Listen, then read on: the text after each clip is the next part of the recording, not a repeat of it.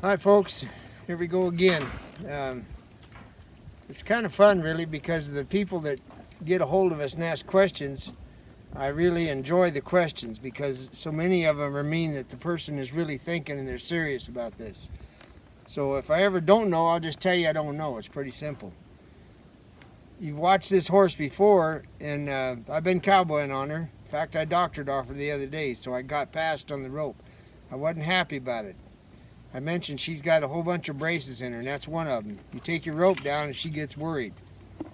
I'm not telling you that whoever rode her before beat the hell out of her. I'm just telling you that she gets worried, which to me means it was too much, too fast. Okay, she's 12 years old. She's been standing eating hay for the last 5 years.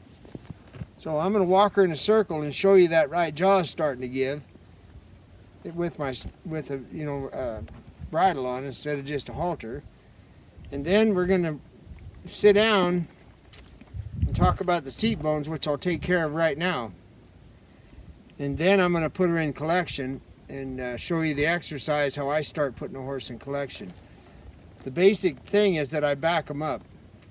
And my position of my hands go from 1, 2, and 3, up and down, depending on the withers, the poll, or the neck, and the nose. Without collection, I can't turn the horse correctly. And what I'm getting at is when you see this jaw starting to give, if I was to ask her to turn around like a rollback or turn faster, she would go right back to where she was. So I can't ask her yet because she's not 100% sure that she can trust me. I don't want her turning like a performance horse. I want her turning on the hind quarter. The weight will be on the hind quarter and the front end will come around. That's the way I want her, because that way, like my friend Enrique says, a ranch horse, you can always rope on them, meaning no matter what position you're in.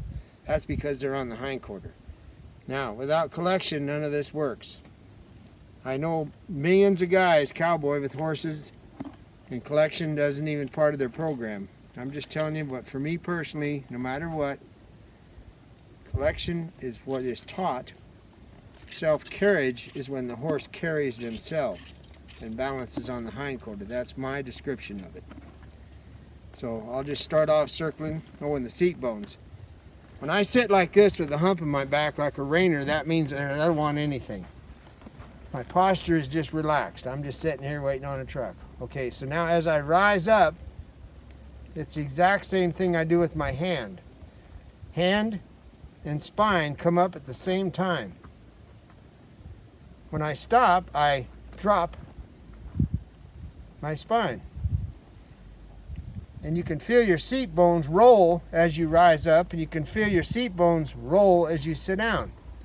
That's how you teach a horse to stop. So that's what you're doing. It's your actual seat bones in the seat of the saddle. And I've already told you, I take my legs off when I stop, which is a cue to the horse that there's no pressure. A lot of horses are taught to back up off of your legs and off of a spur, and that, I don't care. The reason I take my legs off is because later on when I'm backing this horse, if I teach it to back up off of my spine and my seat, then if it starts to go askew, I can put one leg into action and straighten out the forehand of the hind quarter. That's why I want my legs off. So first I'll do the stop and then the circles, and then we'll go into collection.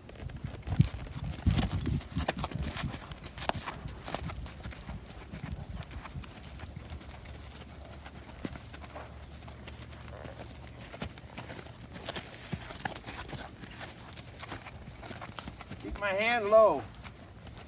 Now I'll go to the right.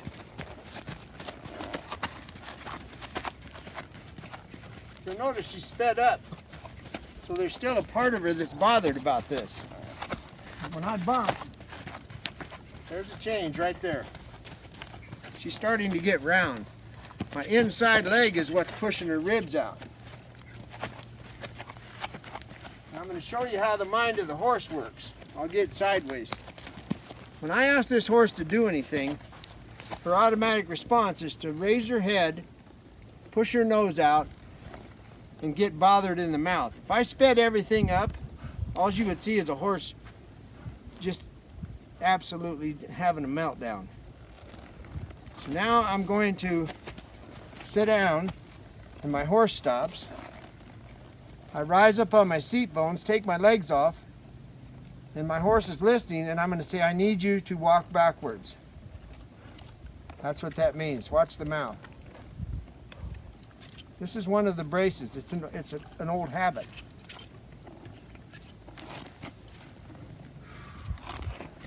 I'll exhale as I execute my moves, and that way the horse knows it's not a fight.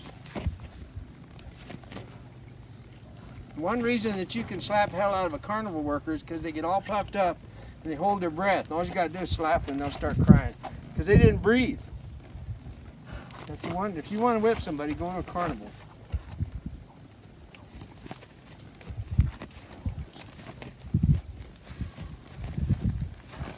Now, several things are going on right now.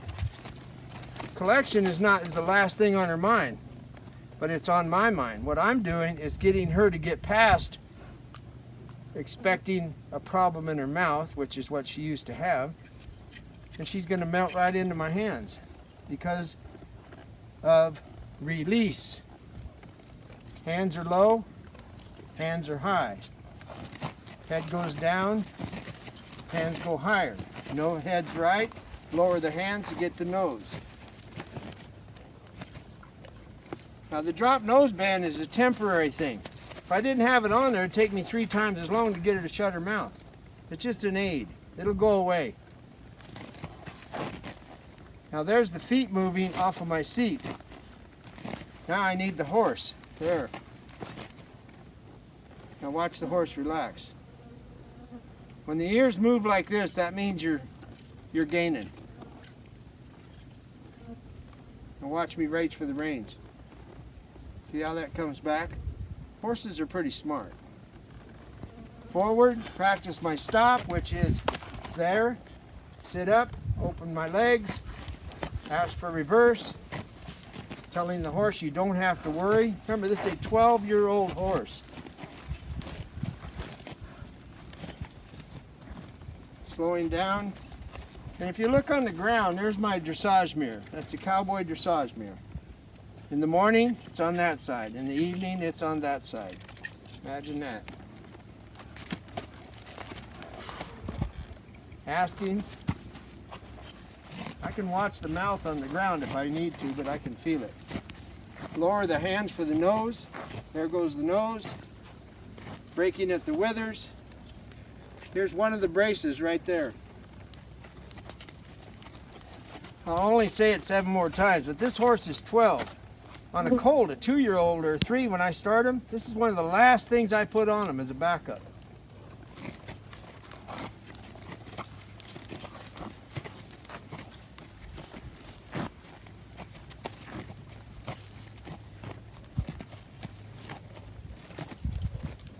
Now you got to understand that the problem this horse is having with its head isn't my problem.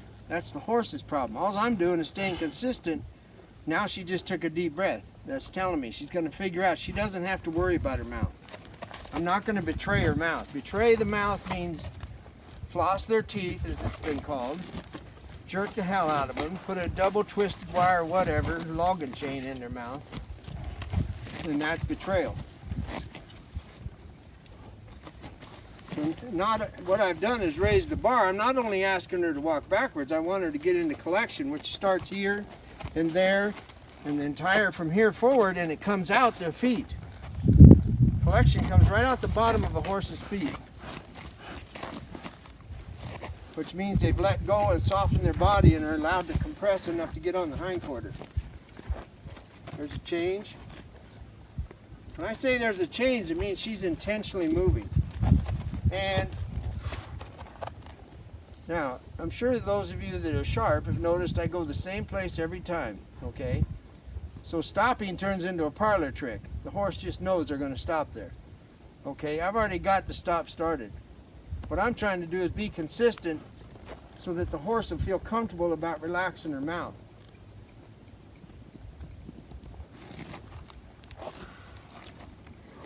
Exhale. Break the withers, bring the nose, break the withers, bring the nose. Now the reason I don't do this going forward, so we're all clear, is that I ride outside all the time. So I ask about, lately, the last few rides, going up a slow, long hill, very subtle slope. I start asking for collection. I don't want to drive a horse's hindquarter like the flat saddle people do. I don't believe in it, because you're pulling on the mouth and driving the hindquarter. Well, I want them to figure it out.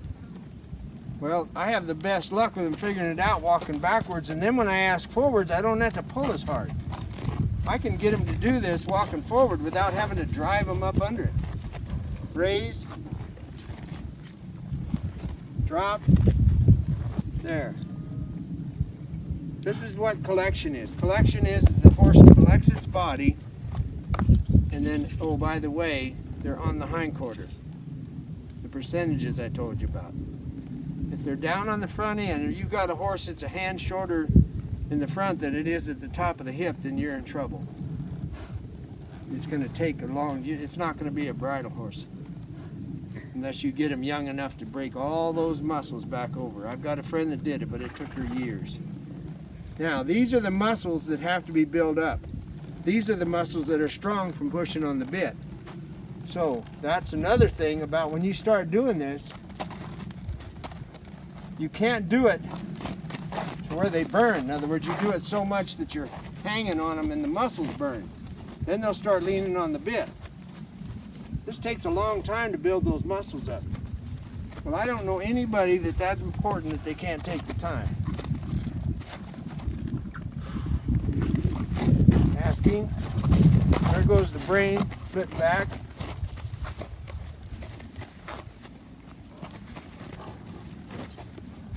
Now, for a colt, you wouldn't teach them collection this way, correct? Just to clarify? If I was riding a colt, I would have been done 10 minutes ago, and I'd have been in a hackamore. And some people have me start their colts and send them home in a snaffle, which is fine, I don't care. But I would have done one trip back, maybe two, and I'd have been done. That's why I keep saying this horse is 12 years old.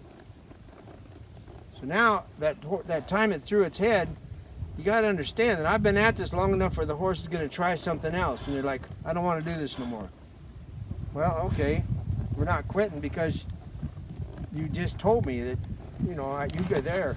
You got to get your mind right there. Thank you.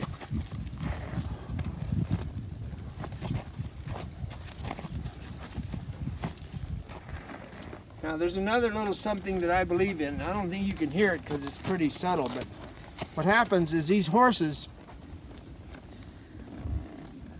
when they're resentful to a bit and their nose is out, when you start to put them into collection, you hear this. That sounds like me in the morning. What I believe is they're tightening up those muscles and it's shutting off their air. And I don't mean they're going to pass out. I'm just telling you that they're pressing and shutting those muscles down. So you got to convince that horse to relax their muscles, and that'll go away. I've done it on hundreds of horses. The way I got it done was outside. Riding outside. Walk, trot, lope. Have a good time. Oh, by the way, after a while, when you ask them to collect, gather up, you won't hear it anymore. This is all part of a horse letting down to where they don't have to defend themselves. So, seat high as you can get, legs off, big bubble between your hands, and ask. And you just saw an example of why I said it comes out their feet. You ask up here, and the feet move. Low, high, medium, high.